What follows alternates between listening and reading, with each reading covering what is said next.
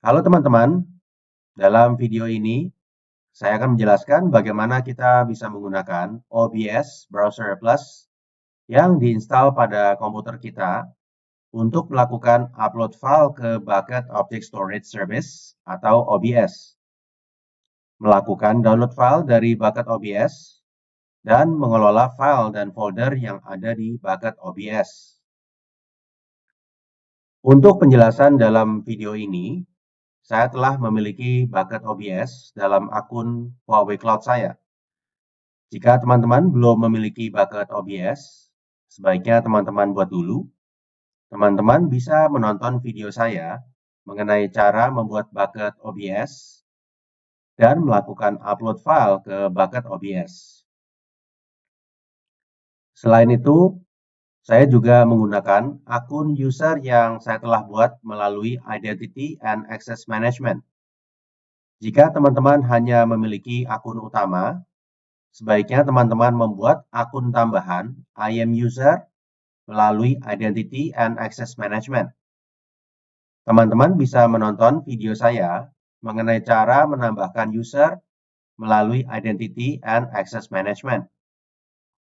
Baik, mari kita mulai. Kita masuk dulu ke halaman Object Storage Service atau OBS.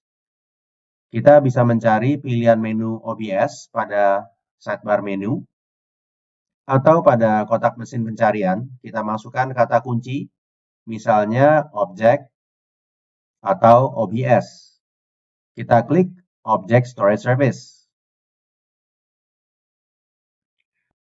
Nah, ini adalah halaman Object Storage Service atau OBS.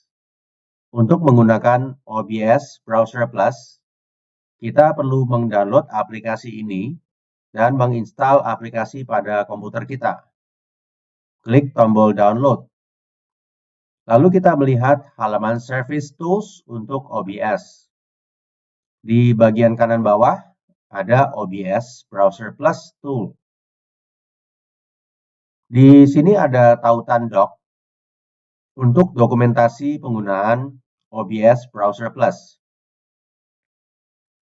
Lalu ada tautan untuk mendownload OBS Browser Plus versi Windows 32-bit dan Windows 64-bit. Pilih versi yang sesuai dengan spesifikasi komputer teman-teman. Kita bisa melihat proses download berjalan di kiri bawah. Installer OBS Browser Plus dibundle dalam bentuk file zip. Saya percepat videonya ya. Cari file zip tersebut, atau kita bisa langsung klik file tersebut di bawah ini. Lakukan unzip.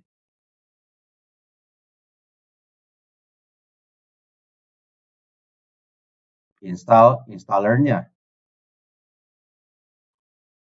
Ikuti proses instalasi sampai selesai. Klik Finish. Di sini kita juga bisa langsung menjalankan OBS Browser Plus. Nah, ini adalah OBS Browser Plus. Ada beberapa cara untuk login. Login melalui AK Login, login melalui account login, dan login melalui Authorization Code Login. Dalam video ini, kita menggunakan AK Login. Di sini ada account name. Saya masukkan nama user yang saya pernah buat sebelumnya melalui Identity and Access Management. Lalu di sini ada pilihan untuk service. Kita bisa menggunakan Huawei Cloud OBS. Ini adalah pilihan default atau layanan cloud lainnya. Lalu di sini ada Access Key ID dan Secret Access Key, atau biasa disingkat dengan AK dan SK. Kedua key ini diperoleh dari akun yang kita sedang gunakan. Kita kembali ke dashboard layanan Huawei Cloud. Lalu hover mouse pada nama akun di sebelah kanan atas. Pilih My Credentials. Sekarang kita sudah berada pada halaman API Credentials. Pada sidebar menu di sebelah kiri, pilih Access Keys.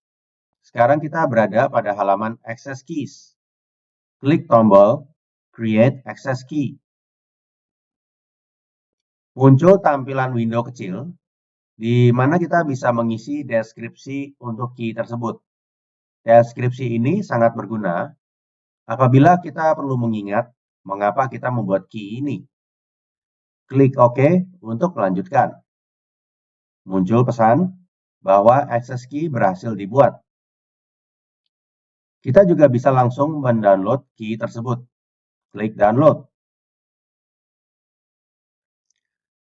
Kita buka file yang berisi key tersebut. Nah, di sini ada username, access key ID, dan secret access key yang masing-masing dipisahkan dengan koma. Kita copy dulu access key ID. Kita tempelkan pada field access key ID pada aplikasi OBS Browser Plus. Lalu kita copy secret access key.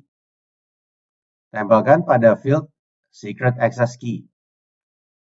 Lalu di sini ada access path, di mana kita bisa memasukkan folder tertentu dalam bucket kita.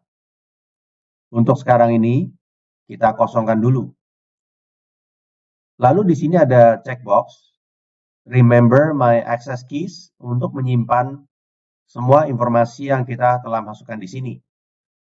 Ini memudahkan kita untuk melakukan login di masa depan. Kita klik login. Nah, ini adalah tampilan utama OBS Browser Plus. Di sini ada tabel yang menunjukkan bucket-bucket yang kita miliki. Nama bucket, storage class atau jenis storage, region atau di mana bucket tersebut berada, lalu kapasitas yang digunakan, objects atau berapa file dan folder yang ada di dalam bucket, lalu tanggal dibuatnya bucket. Lalu jika kita mengklik ikon tanda seru ini, kita bisa melihat informasi yang lebih detail untuk sebuah bucket. Lalu di sini ada tombol ikon keranjang sampah untuk menghapus bucket. Di sini juga ada tambahan menu drop down more jika kita mengklik ikon titik 3. Ada pilihan open, fragment untuk melihat status atau progress file yang telah diupload, namun proses upload belum selesai. Bucket ACLS atau Bucket Access Control List untuk pengaturan hak akses write dan read. Direct Reading untuk mengakses objek yang tersimpan dalam Archive Storage Class tanpa harus melakukan restore object. Lalu ada Bucket Policy untuk mengatur hak akses. Ini memiliki hierarki lebih tinggi daripada Bucket ACL dan merubah storage class. Saya tidak akan menjelaskan semua satu persatu. Sebagian dari fitur ini saya akan jelaskan dalam video yang berbeda. Khusus dalam video ini, kita hanya akan melakukan instalasi yang kita sudah lakukan, konfigurasi dasar, dan melakukan operasi dasar seperti mengupload file, mengcopy file, dan menghapus file. Lalu di sini ada tombol Create Bucket untuk membuat bucket baru. Lalu Fragments, di mana kita bisa melihat fragment objek yang telah diupload, namun belum selesai diupload. Lalu ada Bucket ACLS. Dan ketika kita klik More, ada pilihan-pilihan yang sama ketika kita mengklik ikon titik 3 pada baris nama bucket. Lalu di sini ada kotak pencarian yang bisa digunakan untuk mencari bucket dengan kata kunci tertentu. Misalnya saya masukkan Singapore. Lalu di atas ini ada direktori yang menunjukkan jalur bucket atau folder. Jika kita masuk ke folder tertentu, direktori ini juga akan mengikuti jalur folder tersebut. Kita bisa mengklik bucket atau folder tertentu atau langsung mengetik nama bucket dan folder dalam kotak ini. Misalnya saya masukkan bucket Singapore. Lalu nama folder baru. Kita klik nama folder tersebut.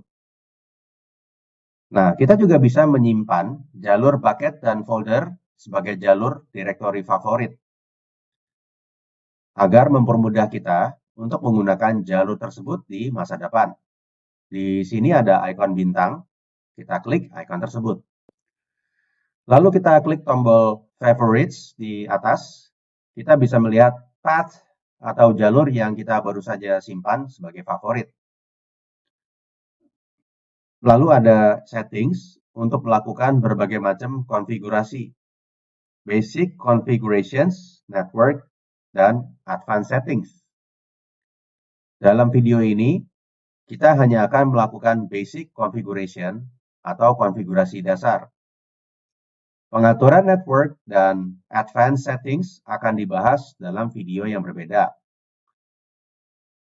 Di sini ada check for upgrade. Jika ada upgrade terbaru, sistem akan melakukan update. Lalu di sini kita bisa mengatur max number of concurrent tasks untuk jumlah maksimum upload dan download yang bisa dilakukan secara bersamaan. Lalu di sini kita bisa mengatur max concurrent parts. Kita menentukan jumlah maksimum pecahan file atau objek yang bisa diupload secara bersamaan. Di sini artinya kita memecah-mecah file menjadi beberapa bagian. Ini sangat berguna untuk ukuran file yang sangat besar. Lalu di sini ada checkbox auto select part size yang berarti jika tercentang, maka sistem akan menentukan besaran ukuran fragmen atau pecahan file. Kita juga bisa mengancek checkbox tersebut untuk menentukan sendiri besaran ukuran pecahan file untuk upload dan download. Lalu di sini ada pengaturan bahasa. Di sini ada ziplocs. Kita bisa memperoleh berbagai macam informasi mengenai proses upload, download, dan sebagainya. Di sini ada log path atau direktori di mana kita menyimpan semua file log OBS Browser Plus. Klik OK untuk melanjutkan. Lalu di sebelah kanan settings ada About untuk melihat versi OBS Browser Plus yang kita gunakan. Lalu Help Center untuk melihat dokumentasi lengkap terkait penggunaan tidak hanya OBS Browser Plus, tapi juga OBS secara keseluruhan. Jika video saya belum menjelaskan fitur tertentu karena ada penambahan-penambahan fitur baru, teman-teman bisa membaca dokumentasi tersebut. Nah, sekarang kita akan mencoba melakukan upload file atau objek melalui OBS Browser Plus. Di sini saya akan melakukan drag and drop sebuah file ke OBS Browser Plus. Kita buka dulu bucketnya. Kita drag file dan drop. Sepertinya file sudah terupload. Kita juga bisa melakukan upload file melalui tombol Add File. Pilih File.